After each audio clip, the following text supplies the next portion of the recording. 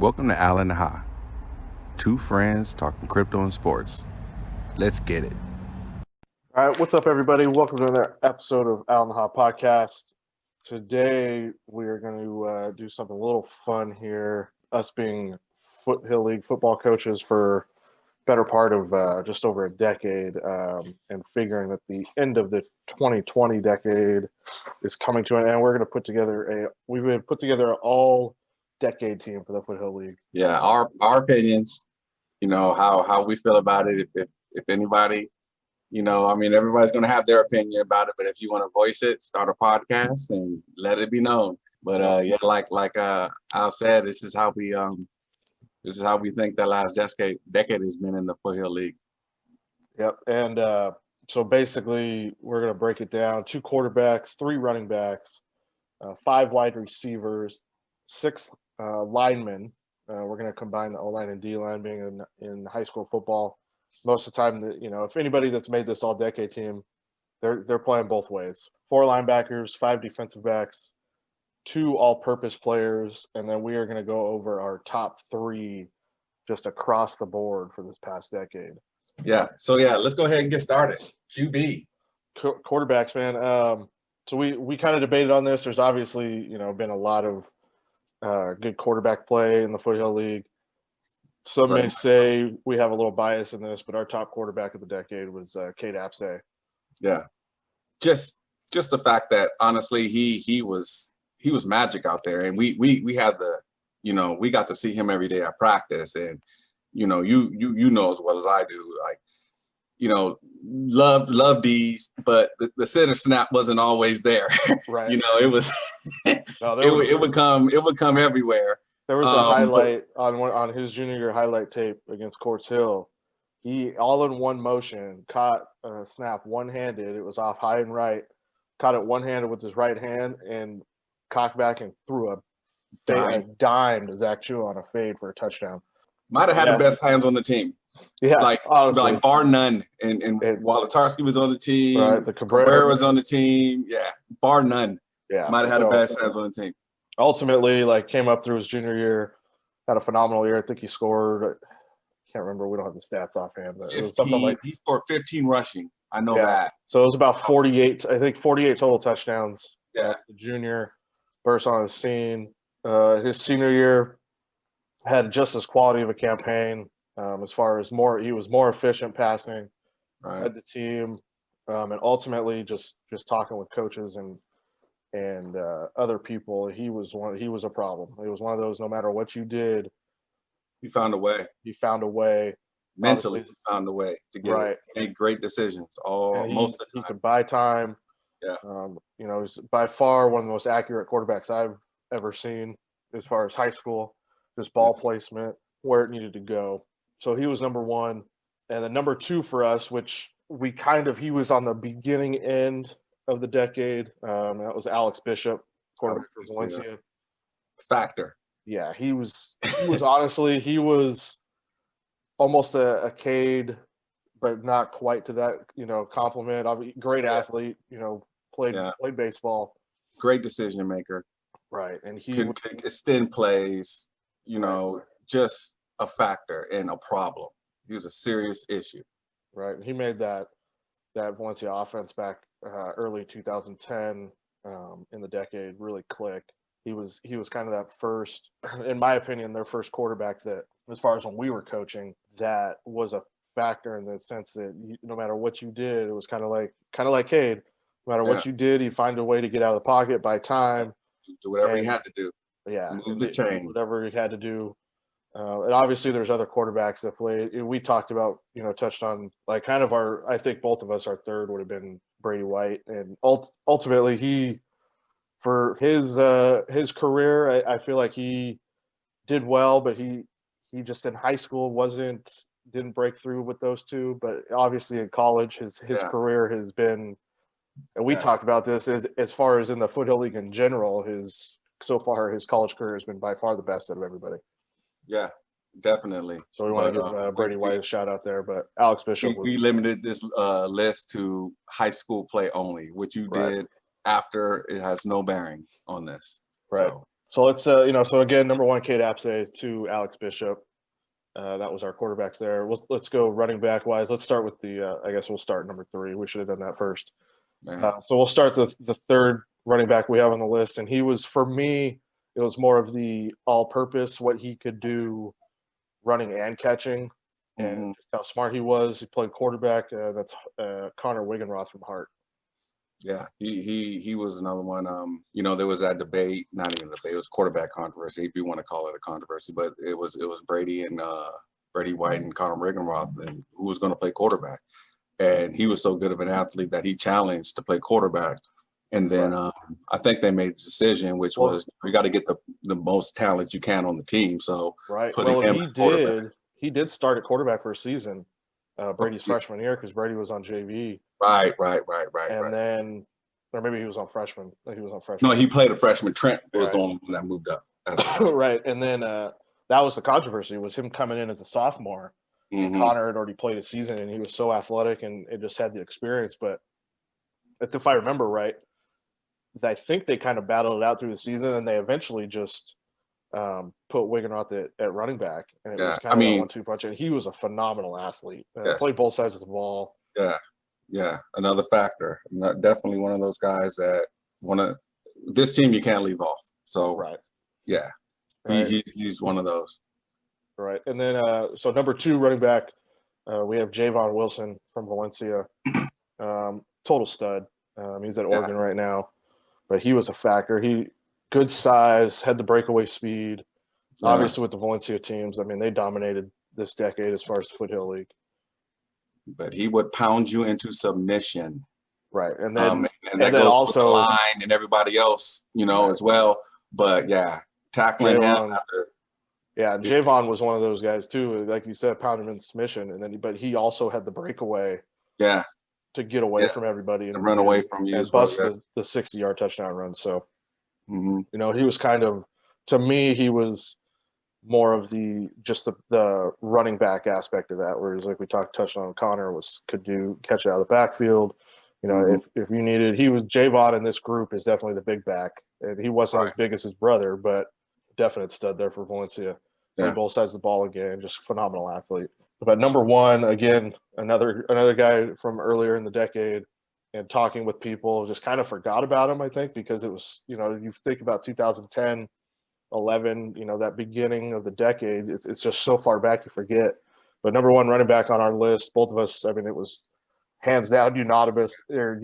We didn't have to even make a discussion on it. It was Stephen Manfro from Valencia. Yeah, Manfro was on such another level. Like earlier we were discussing the stats. I think it was 10 yards a tote, that senior year. And then he's throwing another 800 yards of receiving.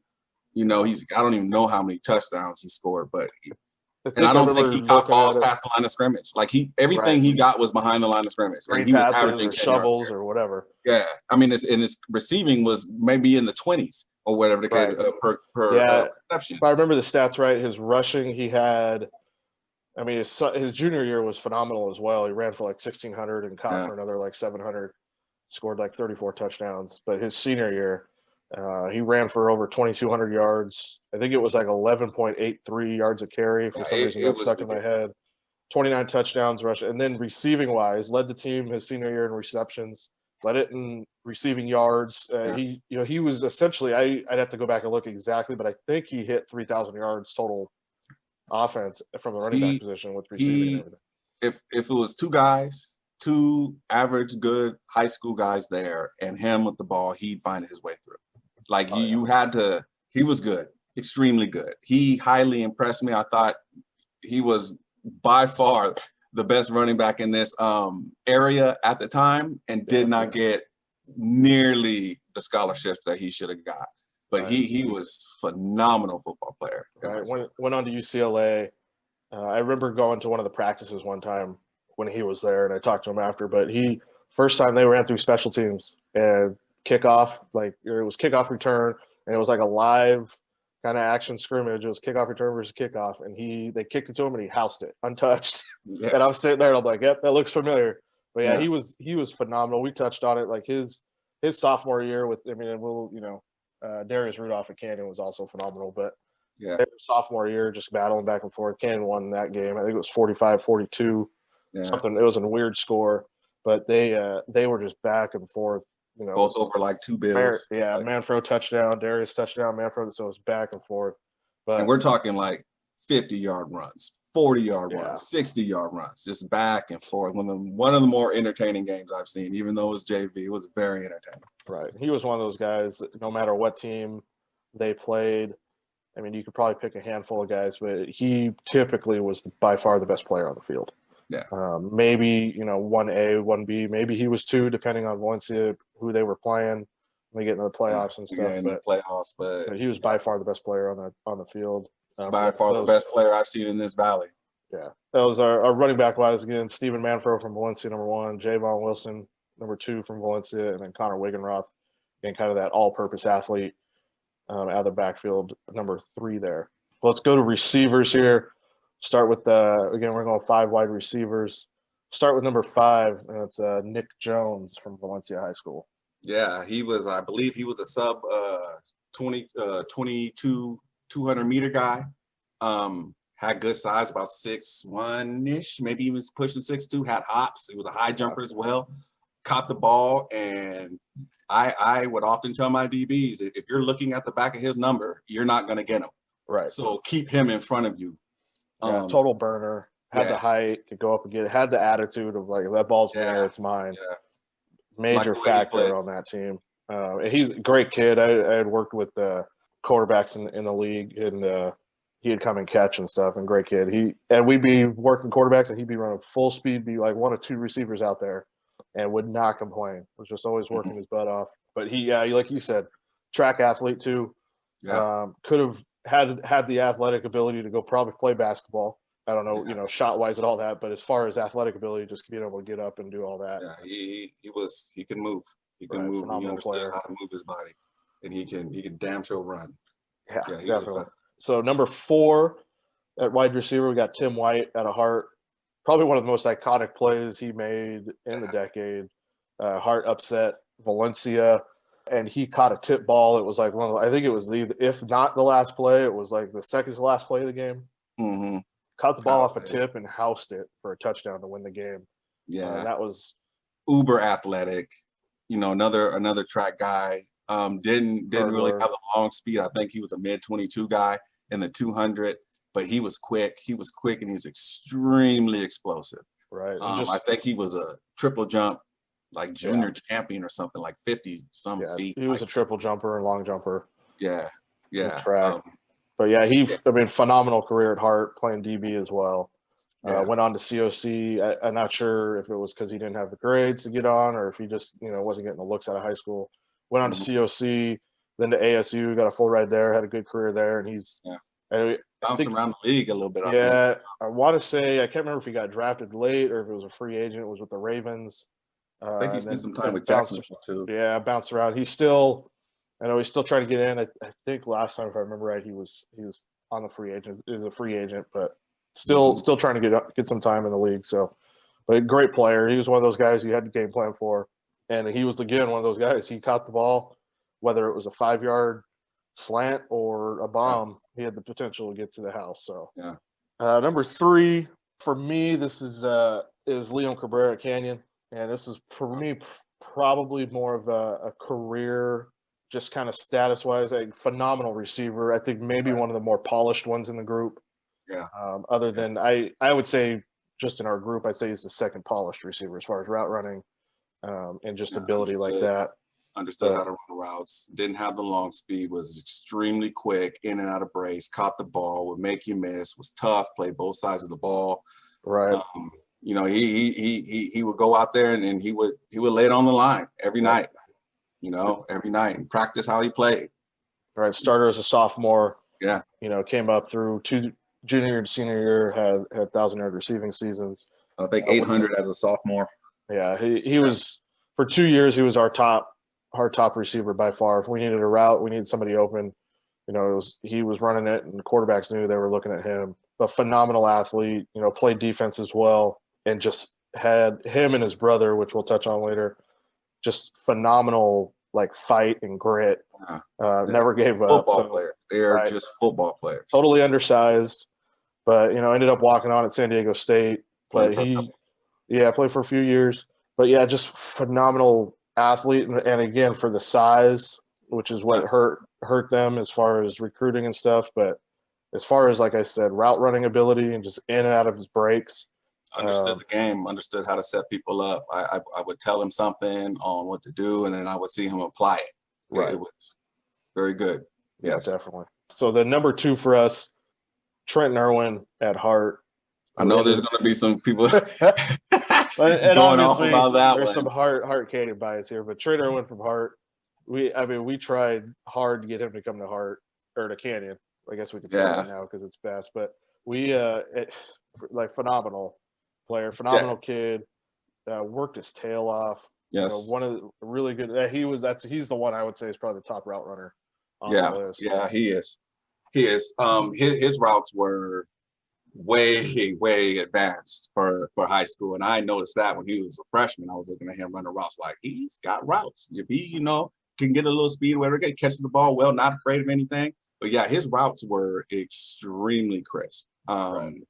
Didn't tip anything, sang good in and out of his routes, hands were there, could get separation, could make the tough catch.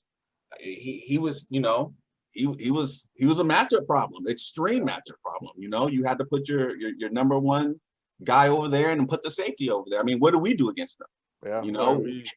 His senior year, we literally switched our defense around, had a guy run with him man to man the whole time and played zone around him.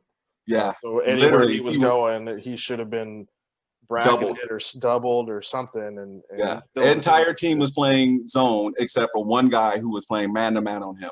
Yeah. Stay underneath, try to beat him up, just mess up the timing and make him go somewhere else. And the crazy part is we kept that game close, and then he made a couple plays late and took them over the top on it and ended up beating us. Yeah. But he was one of those where you had to change your defense, and we would watch people on film would play base defense and be like, he's gonna murder them, and he did. Yeah, and to the tune of, after his career was said and done, he ended up state record, high school records for receptions and receiving yards. So it's one of those. I don't know how you didn't try to double him or do anything like that. You didn't even try to slow him down. Yeah, we would watch film and they would just we're going to let him get his, try to stop everybody else. The problem is when he got his, everybody else got theirs too. Yeah. So it didn't really matter. But Trent's a great kid, man. Loved the kid, man. Loved him. Loved his game, man. Another fighter, man. Always nervous when they had the ball. Yeah, another guy went to Stanford and then into the league. I can't remember if he's still with the Dolphins, but he was. I know it was one of those free agent guys. But still working. Number 1 on our list, and this is obviously anybody who's listening could say it's a bias pick, but we just felt athlete wise, like if you got the ball in his hands, he could go at any point. Was Drew Wolotarski from Canyon. Yeah, route solid, understood coverage. Would see teams literally change. Like we would go into weeks, we would be in our coaching meeting and say, okay, this is what they're playing. So after the first quarter, what are they going to we'll see what they're doing against us. Well, I remember scouting teams would be like, this is what they're going to run. And then we were trying to figure out what they were going to do against Drew, because every week we came out, it'd be something different on film. Something different. They ain't doing this or playing different coverages or whatever to try to stop him. Touching on, the high school records, he actually broke the reception and receiving yards record the year before Trent. They were a year apart, and then Trent broke it the next year. So those were, two receivers. A great kid. He's playing up in Canada. Went to Minnesota. Yeah. Played there. Had a good solid career at Minnesota. He to me, like, teams would change their defense to try and stop him, and it did not matter. Right. It didn't matter, and we would give him the sweeps on the little jet sweeps or whatever the case be, the little shovel pass, whatever the case. He'd pin the corner, get 8-9 yards. Like, ultimately, he was 6'3", about 210, right. 215. And that was the thing I think what put us over the top was he was so big. And you could correct me if I'm wrong, but won the Foothill League 100-meter title. Yeah, he had the wheels. I think he beat was it Leon Yeah, he did.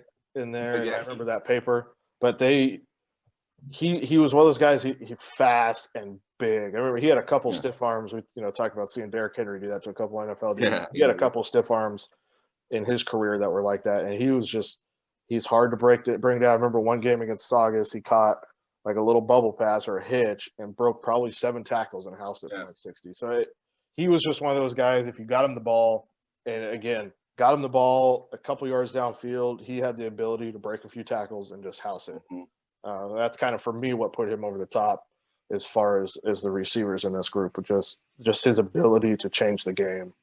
And then in a heartbeat. Putting him in the middle of the field where he's matched up with an outside backer or safety is just unfair. Right. It's unfair. Definitely. So we'll run down. So number 1, Drew Wolotarski from Canyon. 2, Trent Irwin from Hart. 3, Liam Cabrera from Canyon. 4, Tim White from Hart. And then 5, Nick Jones from Valencia. So real quick, let's touch on the 6 linemen that we picked. Again, most believe all of them, maybe but one. And he was the number 5. I can't remember if he went both ways. I believe he did, though. But number 6 from Hart was John Perkins.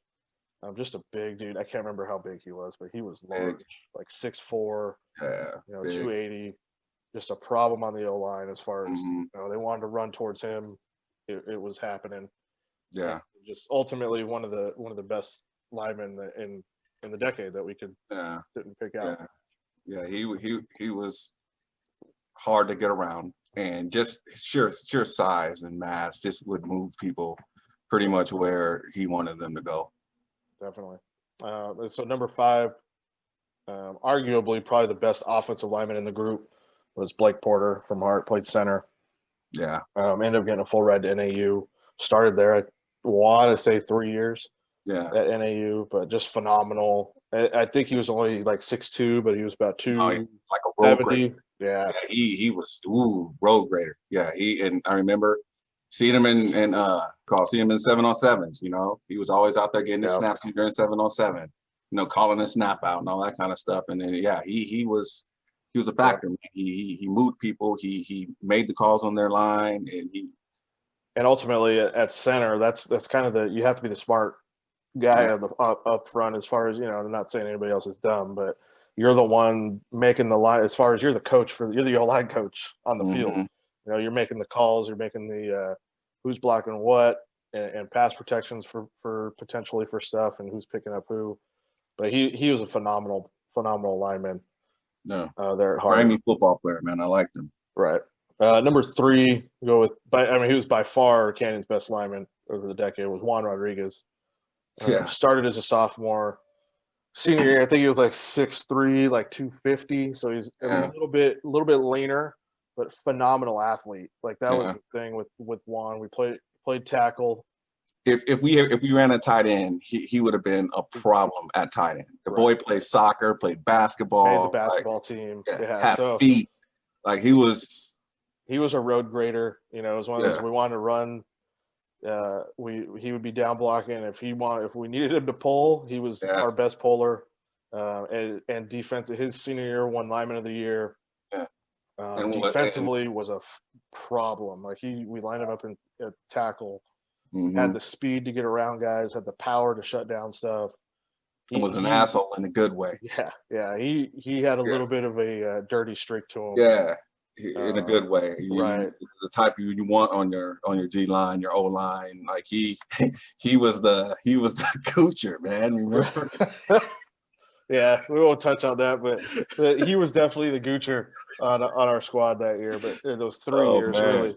And funny thing is, like his sophomore year, he was so young. It was only his second year playing football, but so overly talented with athleticism at his size, and was like a sponge. Like you tell him, once or twice what you need to do, and he got it. Yeah, or tell him he needs to get a little bit lower on the next rep, and he got a little bit lower on the next rep. Like he knew how to move and knew how to control his body. So and so at number 2. Ben Seymour from Valencia. I don't even know. He defensively for sure.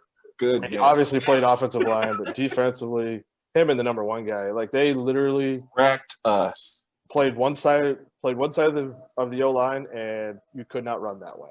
Yeah. And they would chase stuff down from behind. Yeah. I remember just watching the film, and it wasn't that long ago. It was like 2016, if I remember right, somewhere around there. But he just, I don't even have words to describe the things he did. There's really nothing you can do. You can't even get mad at your player. It's just like you couldn't move him. He was quicker than all the linemen. Yeah. Like a high school Bosa, almost kind of, because he was long. When everybody else, you can't yell at the tackle. Like, I can't reach him. Okay, he was literally like playing Nick Bosa when lining up in high school, but Nick Bosa in the pros. But he chased things down from behind at the end. He would just totally crush that side of the offensive line. He disrupted so much to the point where you do so much planning, because ultimately you gotta start with the line first, and he is so disruptive, and and it's not like the other two guys in their 3-4 were turds, No, that's the thing, is they were so good, but he was above and beyond. Like, the back has to go to him because everybody else has to be, and then the linebackers flew around. It just didn't. Yeah. And worked his tail off. I mean, he was another one, just so athletic and so much quicker than most of the linemen, and then stronger than most of them too. Yeah. So it was a matter, he could push you around, he could run around you, he could do whatever he wanted to. And offensively, he was one of those dudes that, again, at the high school level, just a phenomenal lineman, dominant lineman. Mm-hmm. And can't say enough about him. He actually got a vote for a top 3. As far as I kind of reached out to some coaches and other people, and he was one of the guys that received a vote for a top 3, like, in the decade player. So that's how great he was. But I can't say enough about Ben. And the number 1 lineman for us, as again goes back to earlier in the decade, was Billy Shipman from Valencia. Yeah. I trained Billy when he was young. Maybe 13, 14, because I was training his older sister. I don't know. I mean, the parents are both tall. And I remember we were about eye level, and I'm all of 5'8" and 3/4. I'm not very big.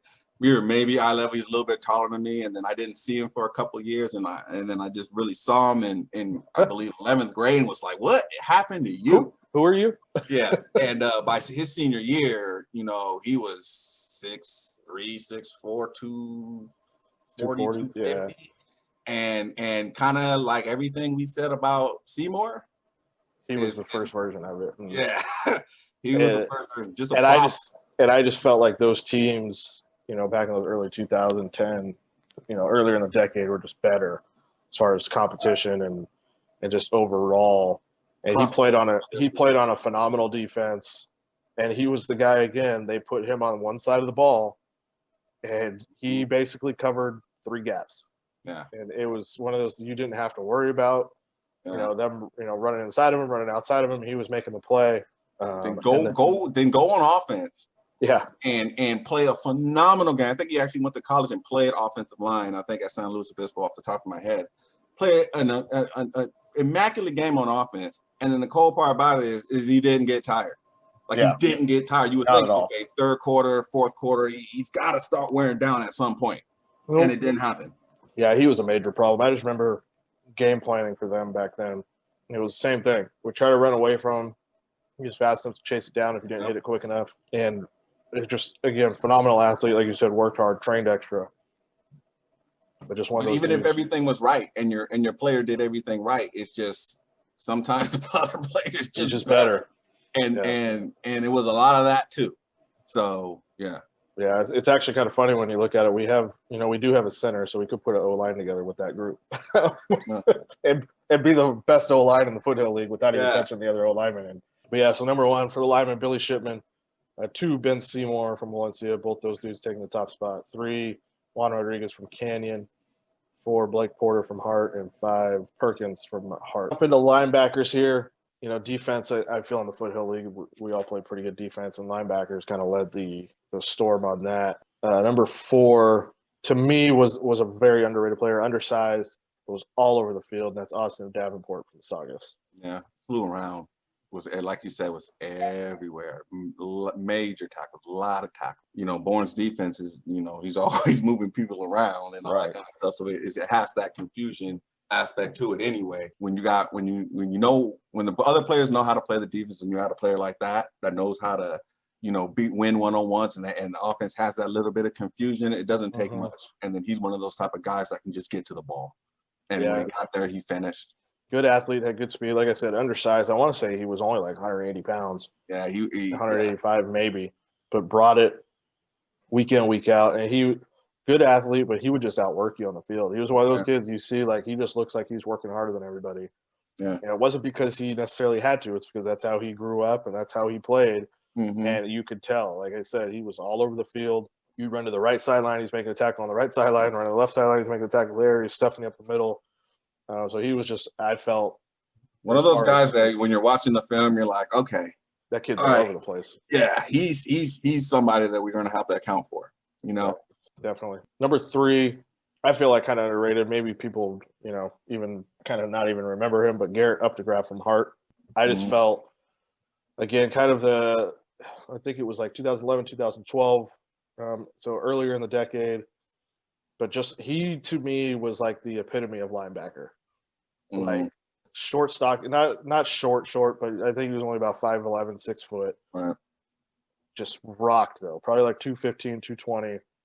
Remember we played his senior year, I believe. He just on a third short stuffed our running back in the hole, and not even. And our tailback at the time, Elijah, was a big kid and ran hard. Yeah. Very rarely got put down backwards, and he got stood straight up and taken down backwards, and we did not get that first down. But he was another kid all over the field. Yep. Made his reads. Yeah, popped out on film, and popped out on film in a sense he would make the big hits too. Yeah. When he made contact, he's a runner hitter, make contact and definitely bang running backs, bang the receivers. There was a collision. Yeah, he stuck out with me as well, and wasn't bad in coverage either. You know, they play that defense where they got to get to that number 3 receiver, and he would get there, and you know. Yep, definitely. Yeah. So number 2, guy. I mean, really 1 year in the Foothill League, but we couldn't not put him on the list. He was such a phenomenal player. It was Gabriel Floyd in Golden Valley. Played at GV his junior year, transferred in, ended up transferring out, going to Westlake. He was one of those kids that kind of bounced around, ended up at Texas. I think he ended up stopped playing because of health reasons at Texas. But he was, I want to say, like going into his junior year and then even his senior year, was like one of the top linebackers in the country. And athletes. Had a, SC, I think he had committed to and then decommitted. But he was a problem. I mean, both sides of the ball. He was uber athletic. I mean, he jumped over our corner, hurdled our corner. Jumped over our corner and then ran the next dude over, like almost immediately. Yeah, and then the corner didn't dive at his knees. He was standing up. He was standing straight up. Yeah, so it wasn't like he dove at his knees or his ankles. I would be cold right now. Roland, I hope you're listening. Yeah, he jumped over him and then dipped on the next guy to get a first down. Yeah, and he was another one of those guys, like he was making uber tackles on defense, and then you sliding back there and you're running wildcat. Yeah, So and I remember them moving him from linebacker, certain situations. 3rd and long, he'd be playing safety. Like he was just all over the place. Everywhere. And the thing is, running 4.5 or 4.4, whatever he was running, and large. 6'2", 215, 220. Yeah. Brought it every game. Came with that intensity. That was the first year. I think GV kind of broke into the playoffs that year. And I think they lost in the semis or finals. I can't remember if they made the finals or not. Yeah, they broke. Yeah, him and Lewis were. Jalen Lewis. For them, very big for them. Yeah, definitely. But he was, a phenomenal player. So he's definitely on the list, number 2. And then number 1 linebacker, again going back to earlier the decade. Valencia had some squads there. It was Ryan Gorman from Valencia. I don't even know what to say about him other than by far the best linebacker. He was by far. Like first person to pop in my head as far as linebacker was he was just everywhere. Like I said, it was one of those people. And most when you're watching film, especially during those times for Valencia, a lot of people popped out on film, but he popped out amongst everyone else. Like because we knew, like, okay, we're not going to get to him because you're not going to get past the lineman.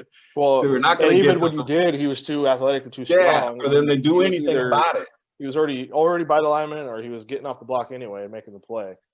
But and smart, really smart kid, ended up going to USD, which doesn't give out, athletic scholarships, gives out academic scholarships, and that's he played hard downhill. Brought it, and but again, he's kind of I would say, him and Updegraff definitely remind me of just like, if you just think old school linebacker, but Gorman was like the supersized version of Updegraff. Yeah, he was. I mean, 2.0. They put him at tailback, and he ran for what, $130 or $140 or something like that while playing. Somebody got hurt and ended up having to put him in tailback. Yeah, he was just a phenomenal athlete. But like I said, he was kind of the Updegraff 2.0, but he came before Updegraff. So it was kind of like he was the upgraded version of everybody at that position. And he, like I said, was phenomenal. Sideline to sideline again. Yeah, size, made tackles, mentality. Yeah, and he's the dude. Like, if we needed to start a defense, and like, he was by far, he'd probably be one, maybe two, as far as if you had like a fantasy draft and we're picking defense. Mm-hmm. He's probably your number one guy that you're putting on the defense. Yeah, you can just plant him in the middle, and he'll have everybody else doing what they're supposed to do, and you can just build out from there. And he was good enough. He covered up. The times that, like you said, you barely could get to him, but the times that the D line wouldn't make the play or something, and he made the plays like that. Mm-hmm. That was the thing. So it was as great of a player he was, and how many plays he always made the play. So whether he was getting blocked or whatever, he was always making that play. So linebackers again, touch Ryan Gorman from Valencia, number 1, Gabriel Floyd from GV, number 2, Garrett Updegraff, number 3 from Hart, and Austin Davenport rounding that out in number 4 for Saugus. So let's get into the defensive backs here. We picked 5 defensive backs. This was kind of, I felt like, a difficult one. Number 1 was, I think, pretty easy, unanimous for us. But as far as filling it out, we kind of were going back and forth on some guys. But is like a great group of DBs. That's kind of where to put guys. But number 5, later in the decade, Jovan Camacho from West Ranch. Yeah, 3-year starter. I played against him for 3 years. Phenomenal two-way player. That's the receiver, right? I don't know. Yeah, he was also Jovan played receiver and DB. He had like a little bit of tailback in some of the formations we ran, but he had like 1,300 receiving senior year, 4 or 5 picks senior year. We really couldn't do it. I remember he spoiled our party, I think his sophomore year or maybe his junior year. And then by senior year, him and his brother were just on another level compared to most of the people on the football field. But yeah, great cornerback. Could run with pretty much anyone that you would throw out there. Instincts, he was tough, and another one of those guys that he put in all that work on offense, but defensively, he continued was a leader on defense along with his brother, a leader on defense, and he did not get tired. Right. That was another thing. I know how it feels to go both ways in a high school game and never come out. So I hear you. He is total stud. So he was one of those guys we couldn't leave off the list, for sure. So number 4, Tedrick Thompson from Valencia. Again, great athlete, still in the league, plays for Seattle. They're starting free safety. Went to Colorado. I feel like as good of a high school career he had, I feel like he's had a better, actually probably one of the better pro careers. He's gotten better, and he was damn good in high school. Right. But I feel like very instinctive. He was. I remember seeing him jumping routes and like in passing league, thinking to myself, somebody's gonna catch him one time. But you know what I'm saying? He didn't get caught.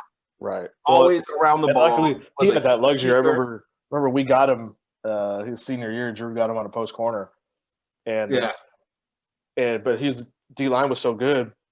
Drew broke out of the route and turned, and Cade was running for his life and couldn't get the ball to him. So he was able to do that, and that's kind of that freedom you play with. Yeah. When the quarterback has most of the time, you can make those plays, and it's not going to happen. So, but Ted, great athlete, played offense. Yeah. He was another one of those guys. At Valencia, played offense, and they got him the ball, especially his senior year, whenever they could. But defensively, he just made tackles, brought it from safety. Yeah, played that. It was one of those guys you typically tried to get him stay away from, in the secondary at Valencia. So, but number 3, Izzy Cabrera from Canyon, just phenomenal, especially his senior year. Yeah. What did he get senior year? What honor did he earn senior year? He won Defensive Player of the Year his senior year. Yeah. But really coming out he was just as valuable on offense. Right.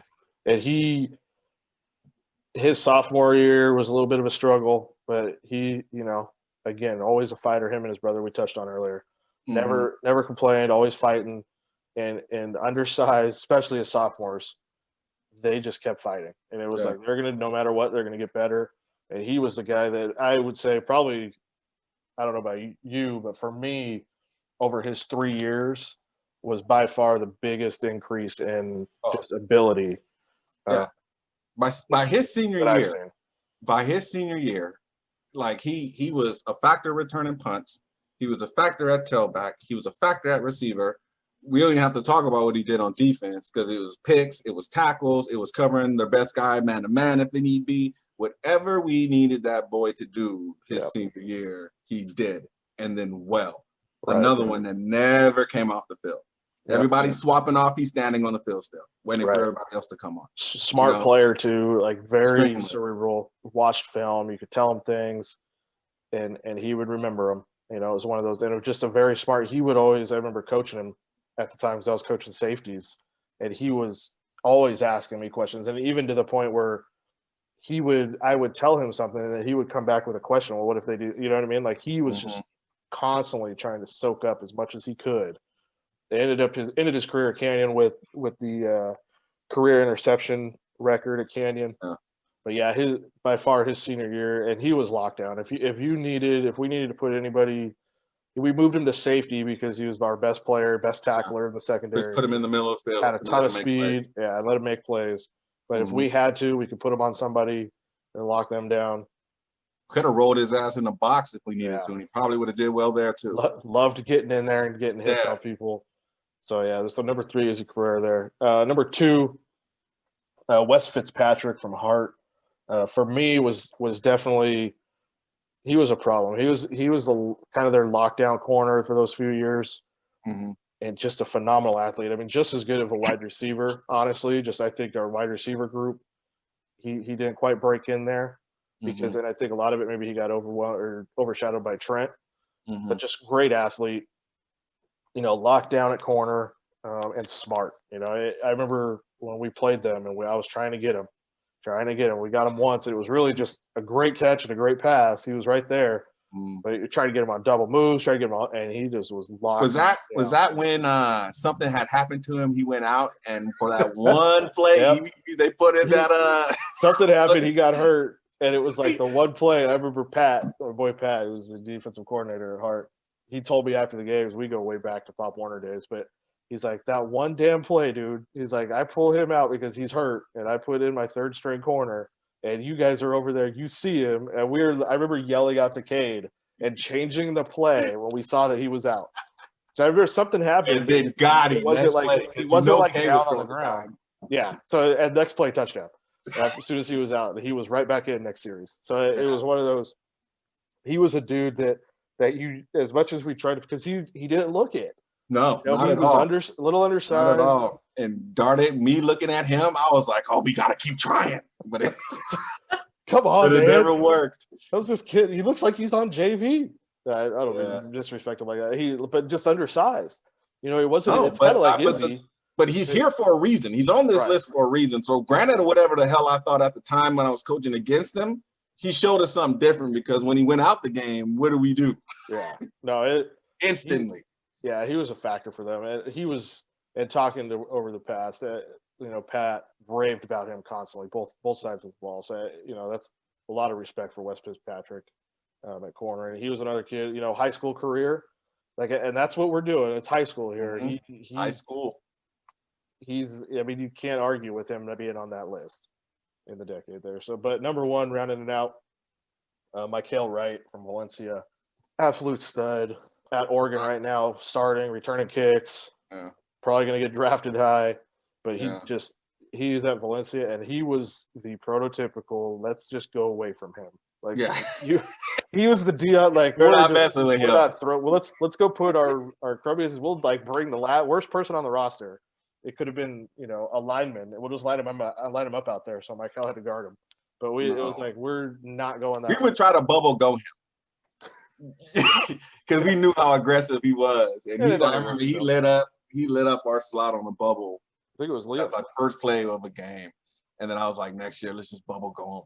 You know what I'm saying? But outside of that, I was like, I don't even want to mess with him because I would have loved if the boy ran track. I would have loved to have seen what that laser time would have been on him. Man, I know he's a sub 11 guy, sub 22 guy. I think he's mid 10s.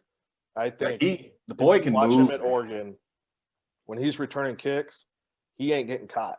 Nah. And so that's the thing. When you're at that level and you're pulling away from dudes, like as you're a freshman, as a true freshman, as a true freshman there. Yeah, but this year, he was instinctive.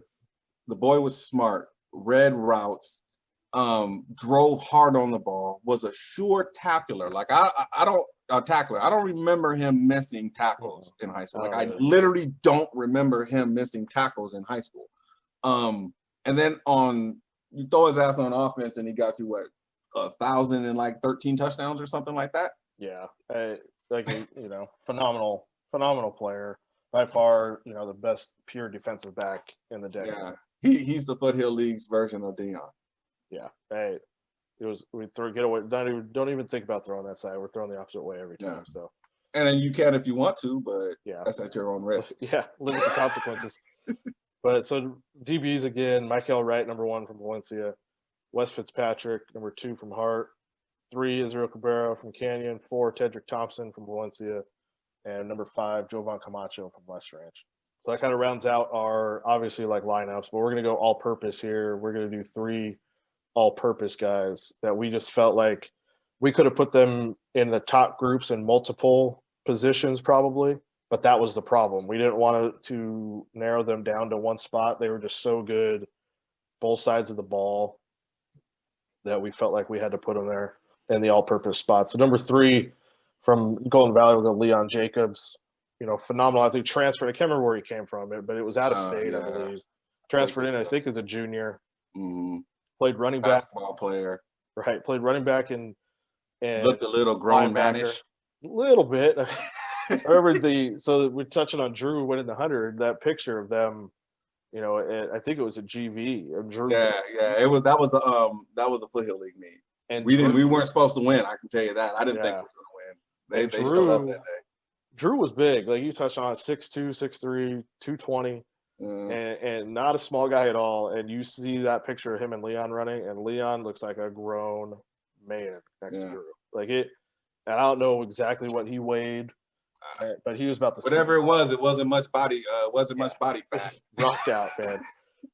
And just and again, he was really a basketball player playing football. I remember Fisher, who at the time was the head coach at GV, they recruited him to play football. He was not a football player. Yeah. And you could tell his because he junior year playing running back, he ran straight up and down. Yeah.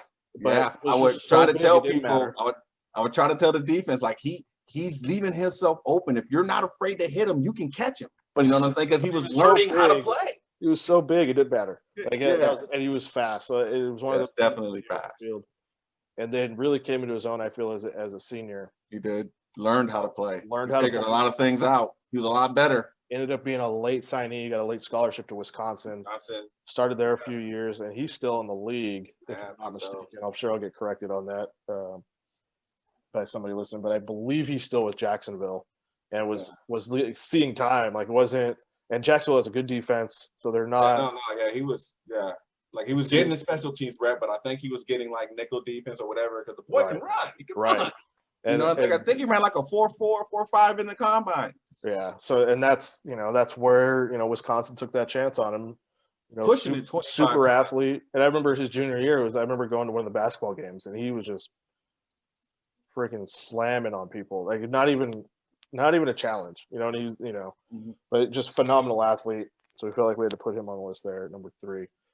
But number 2, all-purpose for us, again, had to put him on the list. Ryan Camacho from West Ranch, running back and corner.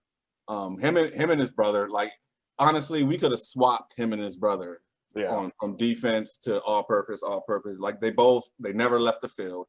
Obviously, Ryan got the ball more. He was a running back, but I think he ran for like 1,900. He was faster than between him, his brother, and whoever was playing that slot receiver, they were probably the fastest people on the team. I mean, on the field whenever they were playing. But they like he was a factor, man. They would hand it to him, and he ran hard. And it'd be fourth quarter. He had played the entire game, offense and defense, and then they're running the ball out with him. Yep, and he's one of those guys again. Fourth quarter, like you said, he's not tired. He breaks the tackle and he ends up housing it for 60 because he's not tired. And he's faster than everybody on the field. And the reason why why I keep bringing that up is because we would, like, if there was a two-way player, we would try to tire him out. Like we played a game where our objective was to tire out their running back because he played corner. So we ran so many 9 routes to tire, and by the third quarter, this cat was done. And hitches, because we'd put Drew out there. Okay, we're gonna throw Drew a hitch, and you got to tackle him. And by the third quarter, towards the end of the third quarter, we never saw him again. He pulled himself out. Yeah, he was just exhausted. But the Camachos never were tired, man. Never got tired. But just another phenomenal athlete, 3-year starter, just like his brother over there at West Ranch, and kind of led that, I wouldn't say resurgence, but the surgence over there, with them getting better and starting to compete for league. But yeah, phenomenal athlete. Like I said, getting the ball in his hands offensively was a good thing. It was like, it was never going to end in a bad thing for them. It was always, and it had that ability to take to the house every play. And defensively, great defensive back. I think he had 4 or 5 picks as well. Yeah. And then on top of that, they both play baseball and were like all league baseball players. Yeah, and I talking to a couple people, their father was a coach, talking to him too.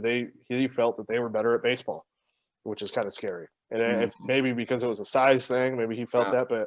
And I never saw him play baseball, but I remember reading the papers. Yeah, me too. They talked about him all the time in baseball season. So I'm sure they were phenomenal baseball players as well. But number 1, all-purpose. And he's a guy that, we kind of went back and forth on where to put him. But J.J. Wilson from Valencia was a man amongst boys. His 3-year starter, and really his junior and senior year, you could argue he was the best player his junior and senior year in the league. He was one of those guys. His junior year, I still fully feel Valencia wins CIF that year. Hart ended up beating CIF, or winning CIF over Valencia in the finals. But JJ was out because he got ejected in the semis for they called a targeting call on him. Right. And he didn't play against Hart that year in the finals, and they ended up winning. I think it was the last minute touchdown or something like that. Yeah. But he single-handedly, his senior year, won league. When they got in trouble his senior year, they put him at tailback, ran downhill power pitch, and nobody could stop him. With him. I remember when we played him, I think we were up 10-7 at the half. Mm-hmm. And they had him in the gun, and we kind of held him in check because they were trying to do a little, I think they just were trying to get a little fancy. Mm-hmm. Came out second half, ran power pitch, and I think they beat us by 40. It wasn't even close. But they did that even against Hart when they needed to beat them his senior year. They went in power pitch and just ran it down their throat. And I think he scored the game-winning touchdown late. Couldn't do it. Can't stop it. But yeah, no one offensively, can stop it. No one in our league can stop it, especially with him toting. Right, wasn't happening. Big boy, fast. Big and fast. I would say by far the biggest, just athlete as far as he had the ball. We can talk about how good the linemen were, the linebackers, but you're watching Pop Warner and you're seeing that big ass kid. The guy you're watching isn't that the X player? Yeah, you're watching the. You're watching the 10-year-olds play, and some team's got this 19-year-old playing football, but they've cheated on his birth certificate. No, he literally looked like that. It was literally a man amongst boys. As much as we talked about how big Drew was, faster, how big Leon was, he was just so much bigger than everybody. Mm-hmm. Ended up going to ASU on a full ride. then transferred to Auburn. Auburn, yeah. And was playing H-back or fullback. That's how, like, think about it. Like, he was in the SEC playing H-back at Auburn. Yeah, wham blocks. Yeah, on blocking D ends. linemen. That's how big he was. And he's Holding the rock. running tosses in the Foothill League against He was Santa Clarita kids, which, you know, we were both Santa Clarita kids. Like, we know how big we are. Yeah. we aren't big, but yeah, that's a factor. yeah, just a phenomenal, like, really good athlete, and had that like kind of swagger and attitude. Yeah. Oh, he had the asshole factor. I like the way he played. Sometimes shined a little bit too much. But but shoot, but he played that way. Pageant. Yeah, you're not out there to make friends. You out there to knock heads. I love the way the boy played. I don't know if my dad used to tell me, like, you be the nicest dude off the field, but as soon as you cross those white lines, you be the meanest son of a bitch ever. Yeah, and that was JJ. Like, he did not care. Yeah, that's your free pass. Go take advantage. Yeah. So number one all-purpose, JJ Wilson, by far all-purpose. I feel like we agreed on that. Just number one there. So real quick, we'll touch on top three as far as overall for the decade. Top three players that we felt like from any team through the decade. I know number three we'll touch on it. I mean, JJ Wilson, you know, finished number one all-purpose. We felt like as far as the decade was concerned, he was the number three best player come out of Foothill. And again, for me, we talked about, should we be about stats? Should we be about whatever? And for me, it's football is such an impact game. Yeah. That stats, as great as they are, sometimes those stat stuffers aren't the dudes. Because for instance, the game you were just talking about against us. Now, JJ, you know, didn't really do much in that first half, but if you look at the box score, maybe he had 120, 130 yards of the game, whatever the case. But that don't tell the story. Right. That does not remotely tell the story. Well, you got to think, it's all second half. They're running power pitch. The clock is running. They're not like hurry up like all the other teams run. Yeah. They're taking their sweet time, going in the huddle. They're telling you what they're going to do and daring you to stop them. And when he's the guy again. Those years, they didn't have especially his senior year. I feel like they dropped off from that year before a little bit as far as just overall talent. Still a really good football team, but we would get him in the backfield, and you'd watch teams would get free shots on him in the backfield out of that power pitch, and it didn't matter. And he had the speed that if he needed to bounce it, he could bounce it and get around the corner. Yep. Pack you all in, he'll see it, bounce right outside, and you don't have no one out there. Even your corner is not fast enough to stop it from getting outside and housing. Right. And like we said, it's one of those things that his junior year, you know, Valencia lost to Hart in the CIF finals with, you know, Nick Jones, who was on that team, you know, multiple guys that are on this all-decade team that were on that team. And there's multiple people, you talk to coaches that have been around and even like reporters and stuff from the Signal and everything like that, that they feel that if JJ would have played that game, he's the guy that takes them over the top, and it's not even close. Like, if JJ plays, they win. And what did they lose by? Do you remember? They lost by a touchdown. It was the Hart scored late. Yeah, I know that, but and then Valencia was driving down. I don't remember the score off the top of my head. My point is would the boy have been worth 6 points? Oh yeah, for sure. And that's what that's the thing. Especially third and fourth quarter of a championship game, would he have been worth 6 points if he doesn't get hurt? Well, I think if I remember right, I believe like Hart was up and then Valencia came down. It was last drive of the game, and it was, I want to say maybe last player was a fourth down, and they just didn't score the touchdown. It was like 4th and goal, and they didn't score. And that's what put them, you know, that's what lost them essentially CIF. And so when you look at that, like you said, is he worth that touchdown? Yeah. Like he's worth at least that touchdown. And then you also think of it like this, because depending on if he would have been in there and if they would have been able to run a power pitch with him, which they've shown the entire, you know, year that really no one can really stop, you know, does it even get to the point where there's time left on the clock for that play to happen? Right. And that's I just looked it up. They lost that finals game 28-21. Yeah. So it was tied going in. Yeah. It was tied and they got stopped. So again, so if he's in there, they win that CAF title. And for the crazy part, it's hard because in the decade, Hart's the only team that won a CIF title, and it was that year. Mm-hmm. That was probably the best year we had overall as a league. That was the year we had Cade, we got Sterling. Hart had Brady. Was good too. Saugus was good that year, but it was one of those. Saugus lost to Valencia in the semis that year, and we got bounced first round. Weird week with every 15 minutes and all that stuff. But there should have been four Foothill League teams in the semis that year. But yeah, that was. I just feel like he was that extra special dude, and his senior year single-handedly won the Foothill League. Like I said before, they put him in that power pitch, and just nobody could stop him. And it was games where they were down, or and he single-handedly came back and won the game. So he's our number 3. It's one of the most defeating things where it's like, all right, what's the adjustment? It really isn't an adjustment. Blow his knee. What are we gonna do? Like, what can we do? Can we put more guys out there? Is there a sniper in the stands? Can somebody just take him out? Dude, like if you can't put more guys out there, then there's really not much we can do, homie. Right. Yeah, no, I agree. So number 2, again, people say bias or whatnot. We obviously coach the kid every day, so we kind of know what his ability was. But it was Cade Apsay from Canyon, quarterback. He just from the get. I remember his first game out. Westlake? No, Morningside, his junior year. Was kind of rough and just kind of feeling his way. Like still had a good game. Obviously, Morningside, not a very good team, but just kind of feeling his way. And from then on, like he breaking record after record and was a problem. When you talk to, defensive coordinators that don't say much, and they're like, there's just nothing I can do. We tried so much, and there's just nothing we can do. We can just sit back and just be like, let's hope something happens. Well, the thing is you would blitz him. If you blitz him, you brought the backer off, and he knew that the safety had a man-to-man, and if there was a hot, he would hit the hot. Right. Like he knew everything. He was one of the type of guys where I would be trying to tell him something. Normally, I have to tell a person 2-3 times. I remember I would tell him to go over the second time. Hey, coach, I got it. Yep. I already know. And I'll tell you a story like this. We were playing West Ranch, okay? And you remember when the Colorado coach was there? Yeah.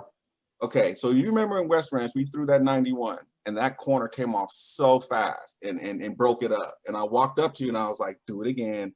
Throw the tell Cade to throw ran it back to back and didn't say a thing to him. Yeah. So I walked away from you and I went back to the Colorado coach. I said, cover 2 hole shot, dime for a touchdown. And he just looked at me. Pinkston was standing right there. Snapped the ball, caught it, hit the quarter bit, dime, hole shot, touchdown. I looked back at him. He grabbed his phone and started dialing. I mean, he ended up going to Colorado. Obviously, other issues happened, but I went to Colorado on a full ride. And he was kind of one of those guys. And I obviously knew the family personally. So did you. Older and younger brother that came through Canyon, but it was so effortless. And I say that in a sense of, it's not that he didn't put an effort, because he worked his tail off. Yeah. I worked with him for years. He went all over the place to camps. It didn't look like he was working hard. Right. And it mattered to him. And it mattered in a sense that it mattered more to him because of his friends and teammates than it did for him. And so that's where I think his little extra really carried, because it wasn't just about him. And so when he talks to the kids on the team, they were all close friends. They all played together. They listen. So the knuckleheads listen. Yeah, everybody listened. Everybody listened to him. Even kids. We had Elijah, who I loved. Elijah, he came in, didn't know anybody, little wild, rambunctious, but after about a week and a half, he knew Cade was the leader. So it was like if Cade spoke and said anything kind of quiet, everybody listened.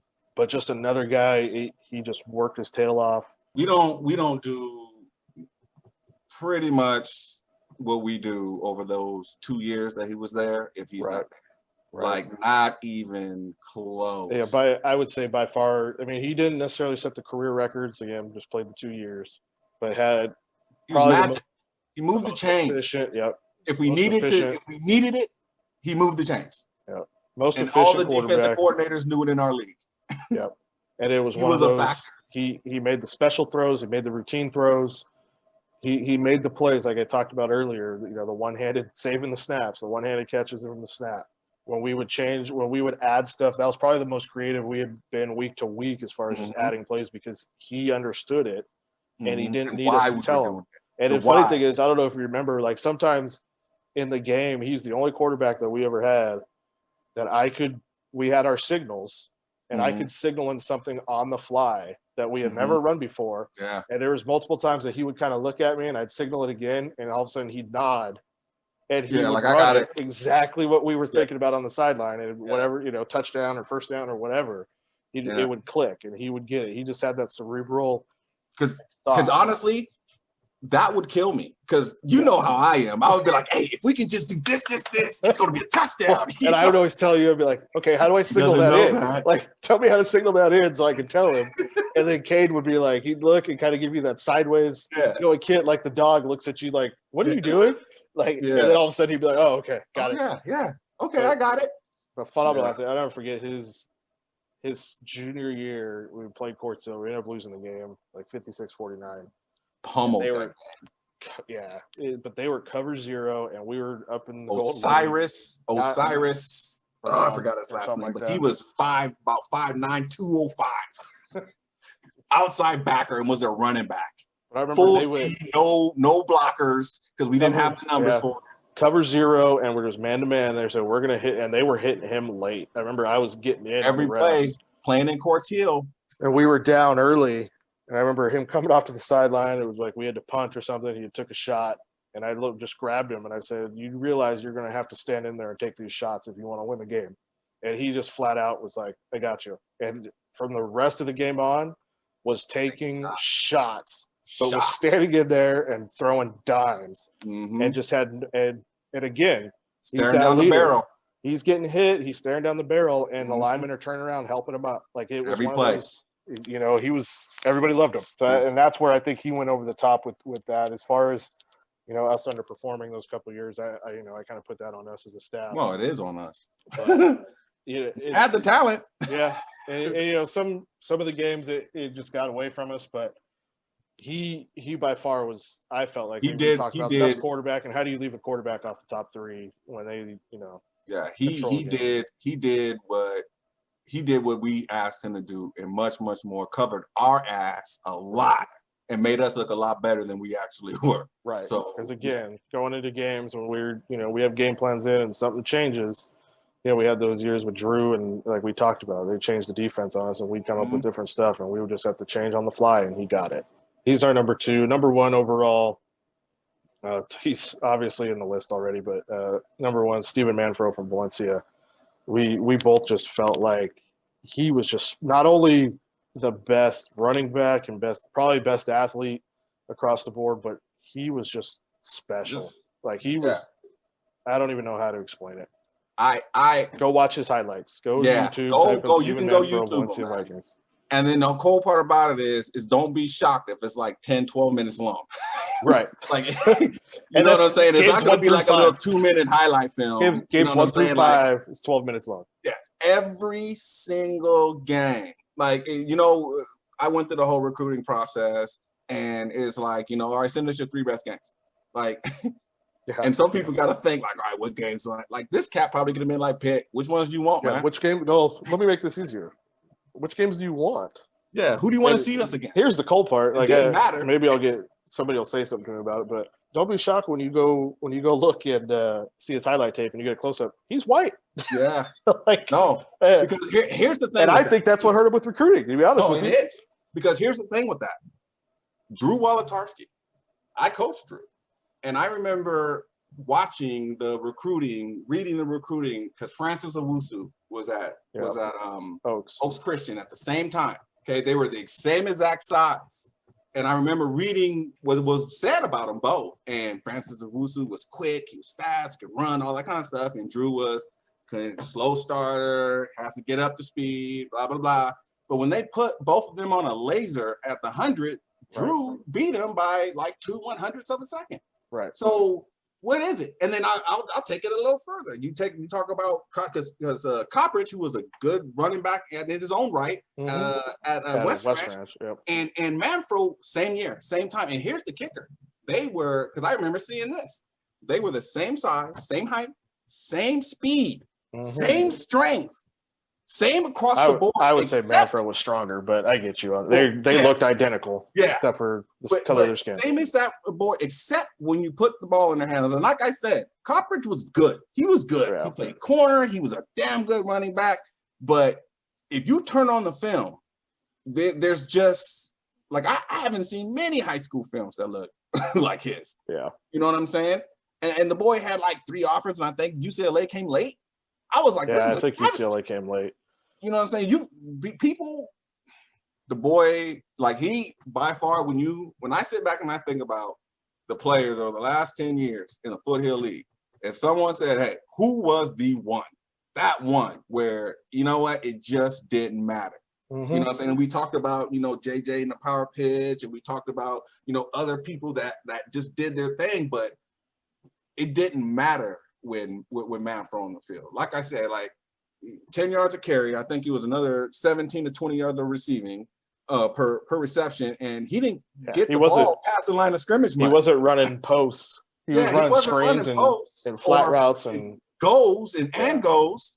He was running swings and angles and screens, and he had a 20-yard average per and 10 yards per day. Like every time he touched the ball, the crazy part is some of those highlights you watch them, and you just look at him and you're thinking like, oh, he's not going to score on this one, because you're seeing him run sideways across the field and making people miss, and 5 seconds later he's out in front of everybody, cruising to the end zone. They're celebrating. Yeah. And then I'll even go one further. Maybe we get him the extra point because Valencia's student section in their ASB came out with the Manfro. I don't know if you remember that. Yeah, they sold the purple like Afro wigs when he was there, and the band said Manfro on it, like on the wigs, and it was just funny when you'd go see them when he was there, and you'd go to their games, and their whole student section had purple Afros. Oh, it was a little spec, and it was, and you knew, like we coached against them, we went in there, we saw the film, and when we standing on the side, we knew. Mm-hmm. Yeah. If he got every time you touch the ball, you hold your breath. Literally. Like, is he gonna go? Yeah. Oh, there's 3 guys around him. Is he gonna go? And it's not over till he hits the ground. Right. And that was the thing for us. He was just and the funny thing is, I feel like because he's so early in the decade, people forget. Like I mentioned before, talking with coaches and stuff, and I'm going back and forth, and I made it, like, oh, Manfro's one on my list, and they're like, oh, I forgot about Manfro because he's so far back. And again, 2010, 2011, you just don't remember. And then and maybe because you think he's farther back, and maybe that's probably part of it. You think he's more, 2000s, between 2000 and 2010, but he was the earliest part of this decade, and just phenomenal. Like I said, go check out his highlight tape. And he would have ripped any defense from the decade, and probably the previous decade too. Yeah, he was special. He'd be one of those guys, if you just put together an all Foothill League, like, all-time list, he's on the list for sure. So he'd be on it for me. But yeah, so real quick too, let's just touch on, I don't know, we're just kind of going off the cuff here, but what was your favorite game or your as far as game memory or more excited, whether win or loss, what do you think the best game was, favorite game? My favorite game, honestly, was that year when we beat Hart at COC. Cade's junior year? It was a dogfight. We did beat Hart at Hart. Well, honestly, like, I hated, like, Hart when we grew up. I think Juan was on the team. We kicked the field goal. Is that the one you're talking about? Field goal to win, and then somebody was so distraught underneath. That was I think that was Cade's junior year. We beat him like 24-21 or something like that. No, it was Cade's senior year. Because I remember I was up in the booth, and I think it was Harrington was playing games. He was trying to get the matchup. He was swapping in the fullbacks, and I was up in the booth like, all right, here he comes. And telling me, and I was throwing in Juan and Esteban on defense to match personnel. Yeah, because they hadn't done that all year. Yeah. Well, they had a little bit, but not to that extent. We didn't think they were going to do it a ton. But they got us a little bit in a predicament there where it was working with our personnel. So we started going back to a 4-man line, and so we started swapping linemen out. I just remember standing there with Juan, because we'd rotate Juan and Steve out because they'd get tired, or Juan would, because he's going both ways. Both ways, yeah. And he'd be standing there, and I would just have him by the shoulder pads, and he'd be like, "Go!" and I would just throw him. I wouldn't even say anything. I'd just grab by the shoulder pad and push him in, and he'd go right, Steve, right out there. But that was the game. Oh, I just remember being up at the booth, and then I think a timeout was called, and then just before it was timeout just before because remember Myron could have scored, and we were like, don't remind me of that. let's break this down. So I'm on the sideline, and we're running down. We break a couple plays, and it's like our defense that year was awful, and we changed it up a little bit. We held them, and it was Trent and Brady White. So we're like, what's the worst case that happens? They score 40 on us anyway. Yeah. We changed it, and we kind of it threw them for a wrench, and they didn't really know how to adjust to it. So we held them down. I think they only scored a touchdown that game offensively. I think they got a pick 6 on us. But last 2 minutes of the game or whatever, we get the ball and we're driving down the field. A couple big chunk plays, and we called timeout, or they called timeout, I think. Yeah. And we come over the sideline. I'm like, all right, we're gonna run a draw, and we're like at the 30. Yeah. And I told Myron, I'm like, if you break this, do not score. You drop to your knee on the 2-yard line so we can run clock, because I don't want them to get the ball back. Yeah, no. And he's like looking at me, and love Myron to death. Like, he was one of those dudes. Like, if I could have put him on for like Hart and all that, he would be on a list. But he would run through a brick wall for any of us coaches. Yeah, I know. And he was looked at me, and he's like, really? And I'm like, yes, because I don't want them to get the ball back. He's like, oh, I got you, coach. And literally runs out, and it's in the front page of the Signal. I don't even know if you can see it anymore. No, it was the second page. But he runs down, breaks it, and he's running. It splits the safeties and gets down to the 2-yard line and takes a knee. Doesn't fall, takes a knee like he's in a victory formation. And everybody's like, what? And the funny thing is, I don't think we told anybody. I think it was just me. Like, none of the other coaches knew. Yeah. We knew because we were on the headset. Yeah. And so we run up to the field, and we're like, we're just going to, we're going to run another 30 seconds off the clock and sneak it in. And Cade gets up there and fumbles. Yeah. Remember that? And it fumbles and falls on the ball. And there's 15 seconds left to the game. And we have no timeouts. And so the clock's going, and I'm on the numbers screaming and signaling to spike the ball, because what are the odds? That's the only fumble we had all year. Yeah, seriously, I think it was. and Myron, of all people, right? He's the tailback, looks back at me and is seeing me on the numbers, signaling to spike, and he pulls Cade out of the pile, and Cade recovered the fumble. I did. And pulls him out of the pile and is yelling, spike the ball, and we spiked it with 2 seconds left. And then they called a timeout. Right. Because they called that timeout because I was in the booth. When they called timeout, I ran down from the booth. Right. And I was down there for us to kick the field goal. Right. And I remember Juan telling us who the kicker was. Rojas was the kicker. You better not miss this kick. Yeah, him and Boney were best friends, man. That would have been, Juan probably would have, but that would have been messy. But yeah, Boney drills the field goal, man. And that was the front page of the Signal, was him hugging, him with his hands up, and Cade holding him. But yeah, that game was great. I totally forgot about that game. Yeah, no, that was my number one. But yeah, talk about my heart beating. If we would have lost that game, because I told Myron to take a knee and then Cade fumbled. No, but Could you imagine if Cade fumbled it, they recovered it? But I was right there with you. Yeah, because I knew. I was like, we've been playing good defense all game, but you know what? They got Trent. They got all Copenhagen. They got way too much. Wiggenroth. We do not. Don't even let them back on the field. If we smoke this off and miss the field goal, so be it. Yeah. But and I think it was tied at that point, or maybe it was 14-all. We ended up winning 14 then. But for me, the one I was going to touch on was the Hart game, but it was the 3 years in a row there were so good. That was, that one was that first one. The second one, well, the one I was going to touch on was after Cade's senior, Miles' sophomore year with the Twins. You dropped that dime to freaking to Reiner. Reiner on the And we it was tight game, and we were underrated that year. We didn't have a very good season. I think we went 500. But we had the Twins, we had Myron, some good players. Miles breaking in, as a sophomore. And God, how much time did we work on those fade balls? We at practice after practice would make them catch 3 each side. So much. And the reason why it was 3 was because they're running 40 yards or whatever. We figured it out to 27, right? We told Miles throw it to 27 yards, and that's where they're going to be. And that was the epitome of if you practice something enough, then it just becomes muscle memory. Right. And that play was it. And we go down, and they were up by a touchdown. And I think it was the first play, and Pat was like, that was ballsy. And Pat was still the defensive coordinator. They walked up that backside safety, and I changed the play and sent Reiner on a fade, and he beat the guy off the line, and Miles took his one step and threw it. Yeah. Outside shoulder, hit Reiner about 30 yards downfield, and we were off. And then again hits Izzy on the fade for the touchdown. Yeah. And so we're down one, and we'd already decided, like, if we get this in, we're going for two. Like, we're not taking this to overtime at this point. Yeah. Fuck that. Yeah. Had the play called, and funny thing is Hart called timeout, I think, or maybe we did. I don't remember that, but I remember talking to Pat after. Like, we called our basically our pylon out post play. And I remember talking to Pat after. He told the dudes they're going to run that out post from the slots. And he's like, I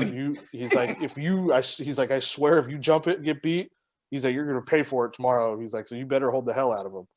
And Miles looks at Liam, and Liam gets held a little bit and misses him on it. That was the game right there. But yeah, and the thing is that's another thing that we practice, man. So basically the outpost is like a one route, so a quick out, little 5-yard out. But the Twins, man, we had them both in the slot. So they ran the route to precision, and they threw the eyes, they threw everything. It looked like an out. Even when they knew it was coming, he told them it was coming. Right. And he got bit on out. Yeah, both of them did, actually. Izzy was open.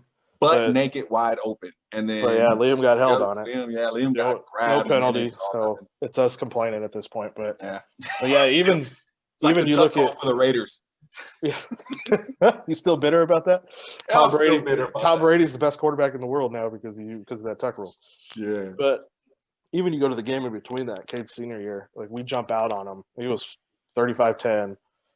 We were on Fox Sports West. Like, that was the game of the week that week, and place was packed. They were loaded. And they came back on us. Yeah. And Liam ended up having, I think it was his second pick of the game to seal it. I think Izzy went 99. Izzy took one back for a touchdown. The thing was I would tell him, and this is one of the things and about Brady, and he's gotten a lot better with his decision making. Is I would tell the DBs, I would tell him he's going to hit his spots, he's going to do the thing, but he will give you 3 chances a game to make plays. And if you guys can make those plays, we can change the game. Right. I think it was, you'd say the decision. I think it was more he trusted the receiver so much and his arm so much that he would make the throw. So it was one of those, he either felt like he could fit it in, or he'd throw it to Trent, or he'd throw it to Copenhaver. Yeah. I can see that too. He had that trust where he would just throw it to him. And sometimes, a lot of times, it would happen, but he would. He for as good as he was, he would give you those opportunities. Yeah. And I think we picked him off 3 times that game. Yeah. But he, like you said, I have nothing but respect. Great kid. Oh, great kid. Great kid. And this has nothing to do, this is me evaluating him as a football player. When I was a coach, when I was coaching against him, this is what I told my DBs. He will give you a chance. If you mess up, he will kill you. But he's going to give you 2 or 3 chances during this game, and we have to take advantage of it. But yeah, that was a battle. I remember, them coming back on us. I think we won 45-42 or something like that. But that was a game I touched on earlier where Updegraff stuffed Elijah in the hole on the third one. We had to punt it late, and then Liam ended up picking it off to seal it. And I even got fond memories of the of Jarozo and Wolotarski's heart win. That one sticks out to me because I remember there was a drive in there when it was just like, I remember telling you, because I think we gave Drew the ball twice in a row or something, and I was just like, ride his ass, because he was feeling it.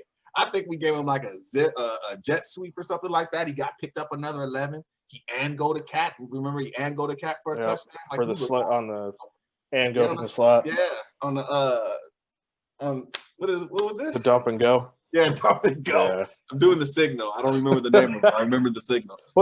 Dude, we're reading a book. It's called dump, because what do you do on the toilet? Read the book. That's what we had to explain it to these damn kids. But yeah, we had to I'm not gonna say dumb it down, but we had to get it so they can remember. So it's literally we would have our hands open a book, because when you're taking a crap, you open a book. The name of the play was dump. So whatever. But yeah, those were fun games. I remember that. I think it was one of the last touchdowns we ran grid. From your Oregon days, and Zane, and we ran it backwards. Remember that? Yeah, yeah. We ran it backwards in the backfield, and the receivers ran it the right way. I think the backfield ran it the wrong way, and he hit Zane, who loves Zane, like all of 5'5", 120 pounds, soaking wet, catches it at the back of the end zone, falling down for that last game there. But yeah, those Hart games over the years were definitely good. Even the Valencia Cade senior year, we took the L on that one, but that one hurt. But Cade, last play, essentially 4th down, had to score, gets rushed, takes off, makes a couple guys miss, and ends up getting tackled like at the 5, and that was the end of the game. But yeah, he was like, boy, he was mad. And then even outside of us, that Tim White touchdown, Hart versus Valencia, that was huge. That huge and in the game moment there. where it was too, the actual moment of the game and the magnitude of the game, and those were moments, man. Yeah, it was definitely a fun decade for Foothill League football. A lot of talent in it, and just a lot of great teams. But so I know everybody's gonna have their opinions about how we decided to formulate our list, and you know what? That's great. Brings up discussion, right? That's what it's here for, man. It's not the end all be all. It's kind of like, I never remember seeing all decade teams or anything. So we brought this up a couple weeks ago. We were like, that'd be kind of dope. It's the end of the decade. Let's do it. Mm-hmm. And the fact, obviously, we coached for the majority of it. So we coached it, and honestly, and the way we think about this decade team is what did we have to do against them? Like that's the type of thing we will be thinking about. Is like, do we have to adjust? Do we have to do this for this? And when we looked back on it, these were the guys that were not on our team, obviously, but these were the guys on other teams that we had to be like, okay, look, he's a factor. We got to do something about him, or he will single-handedly wreck the game for us. Right. And that's what it boiled down to when we were making these decisions. Right. That's why, we talk about it's kind of the X factor aspect of it, not necessarily the stats wise. Mm-hmm. And obviously a lot of these dudes had the stats, but there was a couple on there that you could sit there and say, some of the stats weren't the best in the decade, but they just the factor that they had on those teams and what they did for those teams kind of put them over the top on that. But all right, that's the end of the all decade team there. We'll be talking to you next year, I guess, man. Yeah. So Hey, happy New Year, everybody. I'll see you next year. Sure. Y'all take it easy now. Yeah. All right, guys. This is Al Naha signing out.